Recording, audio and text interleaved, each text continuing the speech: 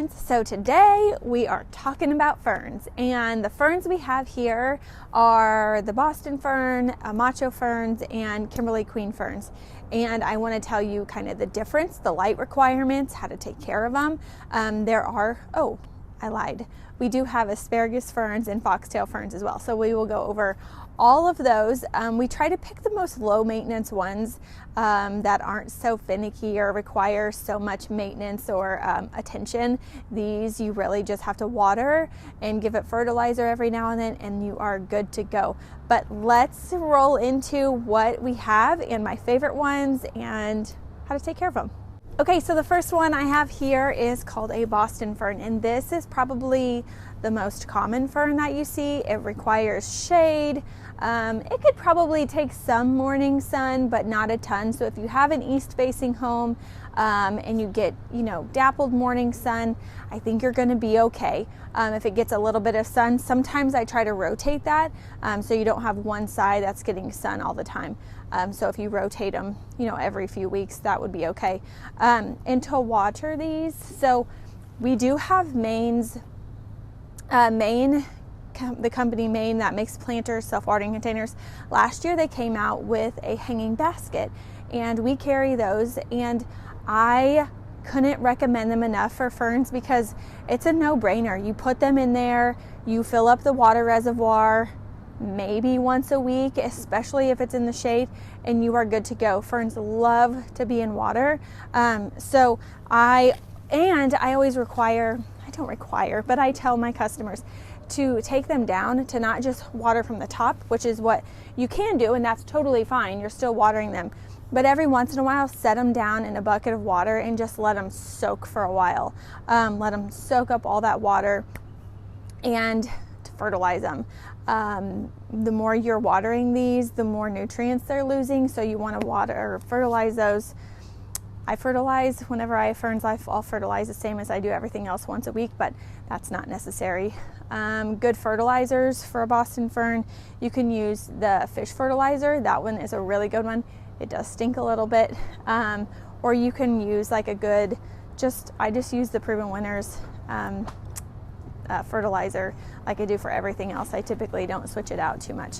I just use what I have. So that's the Boston fern. I am going to show you the Macho fern, and when I first opened, I had never heard of the Macho ferns before, and no one in the area really carried them. So I knew I wanted to get them.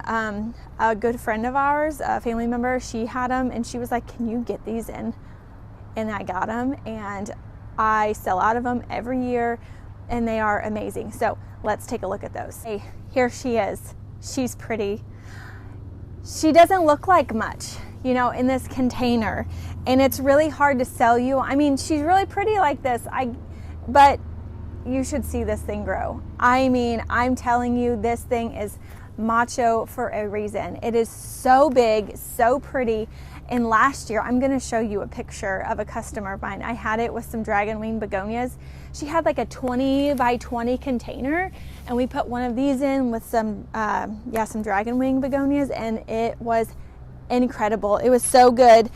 So don't sleep on these. If you find these at a retailer near you, you need to grab them if you are a fern lover, because they aren't like a Kimberly Queen where they stand upright a lot more. They are going to fall over, but they just have these much bigger leaves. I have the Boston here, and you can really tell a difference. I mean, this is a lot smaller leaf, and look how big that leaf is. I mean, it's just so pretty.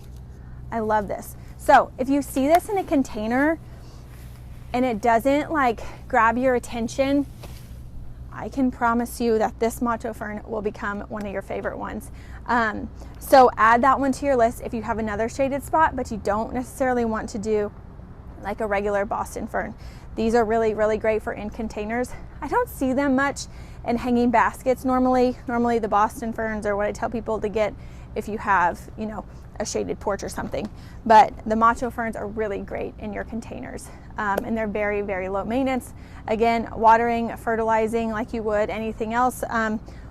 If you're in a shaded spot, you might have to water near as much. The hot days when the soil might dry out a little bit more, then you might have to, but if it's in the shade, a lot of times you don't have to do it as much as your other containers.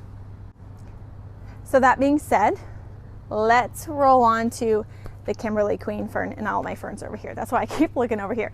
Let's roll to the Kimberly Queen fern.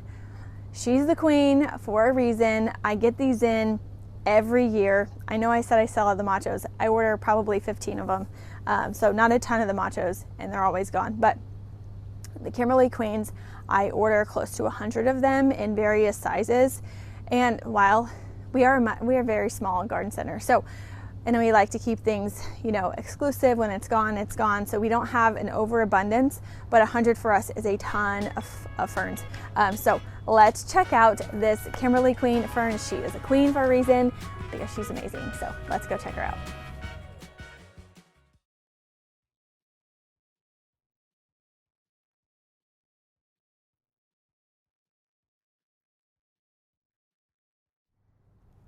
So here she is. This is the mini one. Let me put this down and I'll show you guys.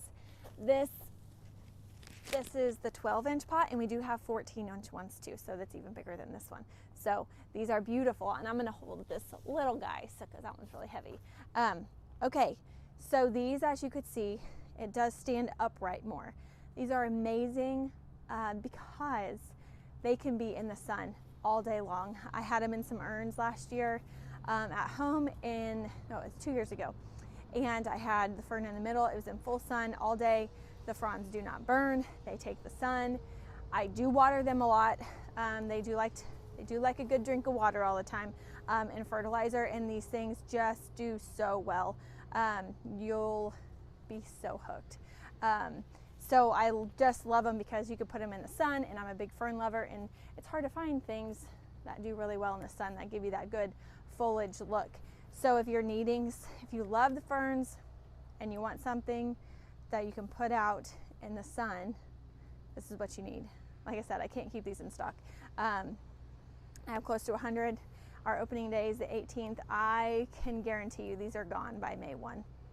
Maybe not even last till the last week of April. I give them a week.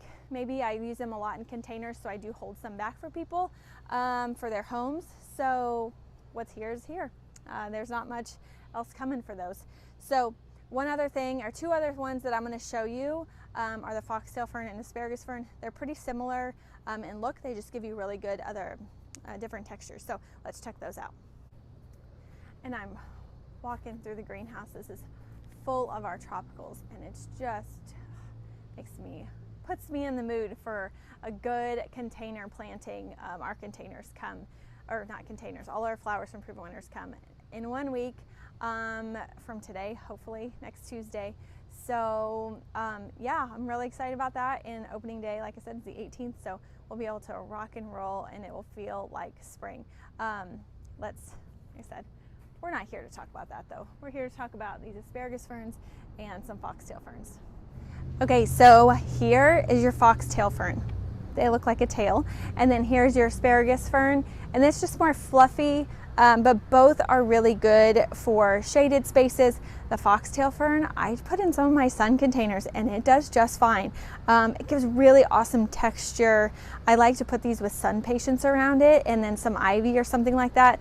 Really, really beautiful. Or you could do this if you want a bright look. You could do the like the compact pink or the hot pink sun patience with some of the silver falls. That would be really beautiful. Or if you want that classic look, I've even done this with the Kimberly Queen ferns, is the white sun patience around it. If you want that just super crisp, classic, beautiful, clean look, you can do this in the middle, white sun patience around it, and that silver falls will give you that really sage. It's almost like a silver falls. It's really much of a silver, spiller piece there. So that's really pretty. And this one, I definitely don't use it as a thriller. It's more of a filler in a container.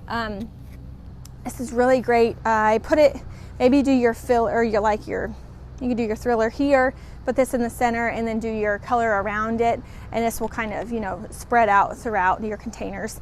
That's really great in window boxes. You could put a couple, let's say you have a 4-foot window box, you could put 2 over here. You could do one big Kimberly Queen fern in the middle. You could do the foxtail fern in the middle and then add the color to it, add some impatiens.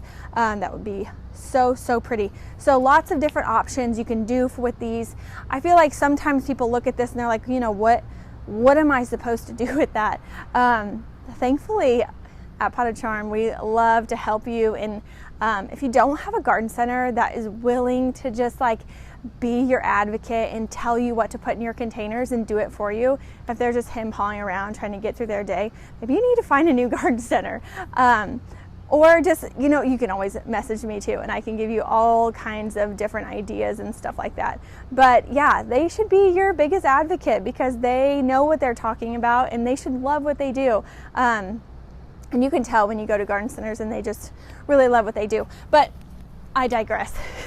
So here, again, asparagus fern, foxtail fern.